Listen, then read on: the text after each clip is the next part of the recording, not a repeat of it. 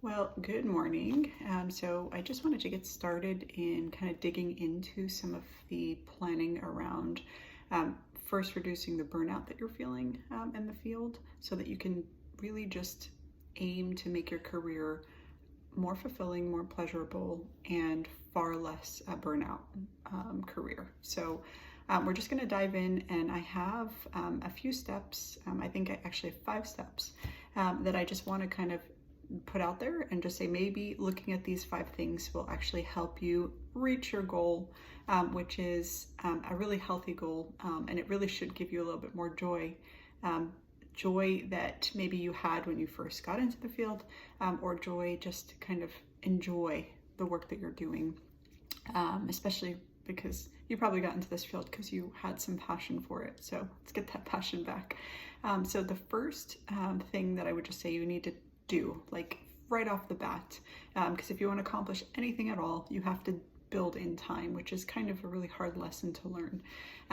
So once a week, for 1 hour, I want you to build 1 hour of time into your schedule. You need to break that up 2 days for 30 minutes, it doesn't matter. But the whole purpose of this 1 hour block of time is really just for career planning, okay? You're just going to set it aside. You're going to focus on planning your career. And you can use that time, the beauty of building in time, which is you're not going to see clients, you're not going to do paperwork, you're not going to do personal life stuff. You're just going to focus on career. So that hour that you, by habit, build into your schedule will allow you to do everything else that you want to do. So step 1, build in the hour. And that hour, again, you can do multiple things, and we'll talk about that in the next few steps. So the second thing is to actively start to engage in at least one self-care activity. We know, the research is super clear that if you want to reduce burnout, the best way to do that is to engage in things for yourself, hobbies, things that make you feel joy and peace, whether that's some quiet time, maybe that's just taking a drive, maybe it's reading a book for a little bit, maybe it's doing some artwork, knitting, whatever is your jam. Just build in some self-care time. And again, if it has to be within that hour, that's fine. If it has to be kind of outside that time, that's fine. You just got to get back to a place of how am I going to take care of myself? Maybe you're going to start an exercise goal, or maybe you're going to take a walk for 15 minutes, twice a week or whatever. And I always say, especially for myself and for my clients, I always say the best way to have success in anything is always to start small. Sometimes we kind of jump to these lofty goals and then we never accomplish them. So start really, really small. See if you can get that into a consistent pattern, and you're going to see the direct impact that has on your sense of kind of just checking in with yourself, feeling good, getting back to your root of what makes you really happy. So that's the second thing. The third thing is, during the hour that you have already set aside as your slot, I want you to kind of think about and identify what's going on to cause the burnout that you feel. So take a look at your circumstances, take a look at your placement, your field placement, take a look at your professors, take a look at how you're using your time, take a look at, if you're utilizing supervision or whatever's going on. So talk to your supervisor, maybe think about changing placements, maybe talk about boundary setting with your site supervisor or whoever. Think about reducing hours. Maybe you don't actually need to work as many hours as you're working, and your school actually doesn't require that many hours. That's for if you're in grad school. If you're working, maybe ask for a raise, maybe set some boundaries with work. Maybe looking at areas in your life, personal life, that are seeping into why you feel overwhelmed at work. So it's just a time to first explore what are the circumstances of the burnout, what's the context, and see if there's anything that can be done to start to change some of those dynamics, just in a very small way.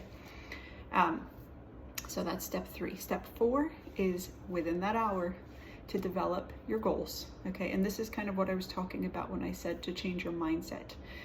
The best way to change our mindset is to first start with some goal setting and really focus on ideals here, okay? Think about, ideally, if I was a therapist and could do therapy the way that I would like to do it.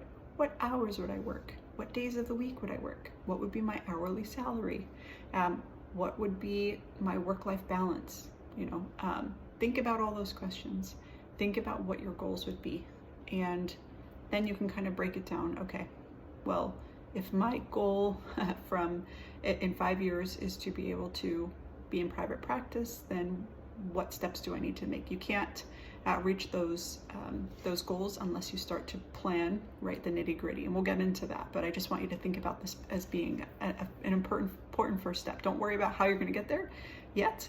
Just worry about writing down what those ideal goals are. And if you, again, we're thinking ideals because we want to start there and then bring the bar down, because if we always, typically we start at the bottom of the totem pole, and then it's hard to push back up. So start ideal, and then we can kind of start to pull the bar a little bit lower depending on the circumstances. And then the last step that I would say is so important is to get your license within whatever specialty or whatever field you're in, whether you're in social work, you're a marriage and family therapist, you're a licensed mental health counselor, your PsyD, whatever field you're in within the psych world. Just try to get your license as fast, as quick as possible.